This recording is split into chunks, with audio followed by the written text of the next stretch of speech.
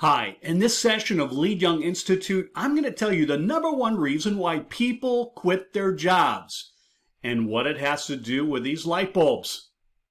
We're then going to share with you 5 ways to keep your peeps so that you can become a boss people want to work for. Welcome to Lead Young Institute.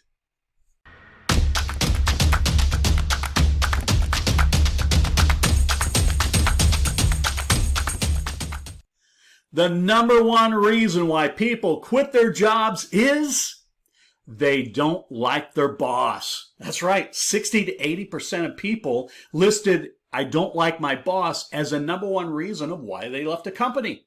Someone said people don't quit jobs, they quit bosses. Now, one of the main reasons for that, I think, is because a lot of people who become a boss don't understand what bosses are supposed to do. They get confused about their role. It's kind of like if my wife asked me to get a light bulb, do I get this or do I get this, right? And so they're a little bit confused. Let me give you another story. One time I was speaking at a place in West Virginia, and it was the day before I was to go through commencement exercises for our college. I went to college south of Chicago. That's a long way apart, and they didn't pay me enough to fly. So after I got done speaking one night, my best friend and I went through the hills of West Virginia. There were switchbacks, there was fog, and it was before GPS. We got lost.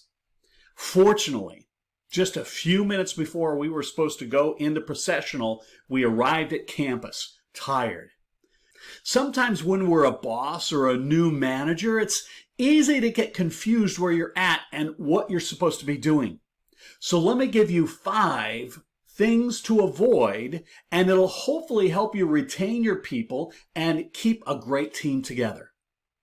One thing you want to make sure you don't do is you don't want to confuse compliance with commitment. Sometimes people who are in charge think that as long as people look like they're doing what they're supposed to be doing, they're committed. But you see, often that's just compliance. Commitment is a lot harder to come by and requires a lot better leading. For example, if you ask someone to help you with a project and you have a few team members there and they seem to be coming to the meetings and they seem to be doing a little bit of their job, you say, we've got a great team. Well, maybe not. Because if you don't do well, if things start going difficult, or if they don't feel like coming, they're going to quit. That shows that they didn't really have commitment, they had compliance. I used to think as a civilian when I spoke and taught at the military school that it was so easy to be a leader in the military. All you had to do was outrank the others and you would tell them what to do. And then I got to realize as the officers taught me that really that's not commitment, that's compliance. You see, in a wartime environment, when your life is on the line, you don't want just soldiers or sailors or Marines who are compliant. You want them to be committed. So don't confuse compliance with commitment. A second thing to avoid is don't confuse technical skills with people skills. Here's what I mean. It's true in most industries that basically when someone gets good at a certain task, then people assume that they should be in charge of people who do that same kind of task. For example, even on an athletic team, someone who's a really great pitcher or a great kicker or fast sometimes is perceived as the best athlete to be the team captain. But that role as a captain is quite different than whatever skill they were good at. For example, if a person's a really good teacher, that doesn't necessarily mean they're going to be a good principal. If someone's really good at sales, it doesn't mean that they should be sales manager. Because a technical skill is quite different than managing others. So even though that's more of an organizational thing than a personal thing, be very careful of it if you see that in your organization or if you're tempted to do that as well. Because the ability to manage projects, the ability to help people stay together as a team is a whole different skill set than whatever it is you're doing that will hopefully help the team get better. People skills are different than tech skills. A third thing you want to avoid is don't confuse humility with inability. Humility is a very important attribute to have as a person, but especially when you become a leader or a boss. The reason is because people don't like people who are proud. I think the reason is because when you're in charge, you have to have a certain amount of power. The problem with power is it leads to pride. And prideful people, not only do they make bad decisions, but prideful people tend to alienate themselves from others. We don't like people who are braggers, people who are stuck on themselves, people who think they're better than everyone else. That's especially true in leaders. I guess sometimes leaders confuse humility because they think it's a sign of weakness. Really, humility is a sign of confidence and strength. It takes a lot of confidence as a leader to be humble, because you kind of like to tell people your abilities and you're in charge and maybe you make more money or maybe you're more popular or maybe you got the position for whatever reason. But if people see it as pride, they're not going to trust us and they're going to avoid us. So don't confuse humility with inability. A fourth thing is don't confuse communicating with berating. Now, for some reason, a lot of people, when they become a boss, think that now they become bossy, right? So whenever they say something, they say it in a berating, a put-down sort of fashion.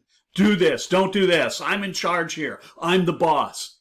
Well, remember when you're a little kid and your sibling or your next door neighbor would tell you what to do? Sit over there, don't do that. We didn't like it then, and we certainly don't like it as adults. So when you're going to communicate, make sure you communicate with honor, with respect. You can be direct, but you can also do it in a respectful, honoring way. Don't talk down to people. Don't invalidate people. And don't berate them. All of that has to do with communicating in a disrespectful way. Communicate respectfully. Don't confuse communicating with berating. A fifth thing is you want to make sure you don't confuse talent with trouble. Now, we all as managers, as bosses, as leaders, we want to go after team members who are strong. But I've also noticed a tendency that sometimes the boss becomes intimidated or jealous of the popularity of someone who's really talented. Now, when this happens, the boss sort of looks weak. And I've noticed that a lot of times a talented person can intimidate a boss. As a leader, you ought to go after strong people. But strong people need to be freed and empowered to do things well, not squished and micromanaged. So make sure that when you recruit talent, that you also unleash them. Okay, give them room, let them be themselves, but reward that, applaud that. Don't be threatened by that. Don't become jealous so that you alienate them and eventually you lose them. Don't confuse talent with trouble. Keeping people on your team is really a very important part of what you do as a boss or manager or team leader. And so it's very easy for us sometimes to get sucked into these confusing roles or not understand why people are coming and going. Remember, the number one reason why they quit a job is the boss. So whatever you can do to mitigate that, to minimize that, it will help you be perceived as a strong leader and a strong boss. Those 5 ideas should help you succeed. That's what we want to do in Lead Young Institute. My name is Alan Nelson. Please take advantage of the things in the description, the resources and links available. Obviously, hit like or subscribe if you enjoy it. And until we meet again, lead on.